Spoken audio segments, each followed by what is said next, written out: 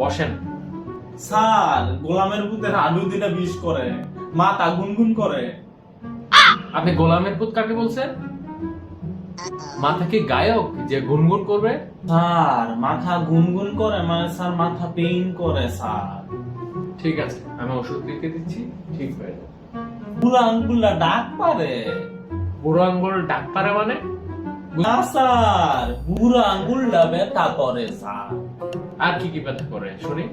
Sir, আর একটা দুঃখের কথা কি কইতাম আপনারে, এক্সের কথা মনে হইলে সিনাটা ব্যথা করে, খালি জ্বালা পড়া করে স্যার। আপনার এক্স এর কথা মনে পড়ে না? অসুবিধা নাই, এটার জন্য একটা মনোরোগ বিশেষজ্ঞ আপনি দেখাবেন। তাইলে আপনি কিসের ডাক্তারি পড়ছেন যে আমার মনের ব্যথা আপনি ঠিক করে দিতে পারতেন না? আপনি কি এর ডাক্তারি পড়ছেন?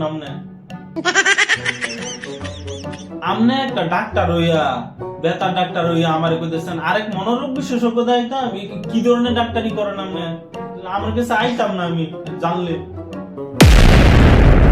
আমরা বাংলাদেশের অধিকাংশ চেম্বারগুলোতেই এমন রোগী দেখতে পাই যে একজন ডাক্তারের কাছে গিয়ে সব ধরনের চিকিৎসা সেবা নেওয়া সম্ভব, যদিও বা বাস্তবতা ভিন্ন।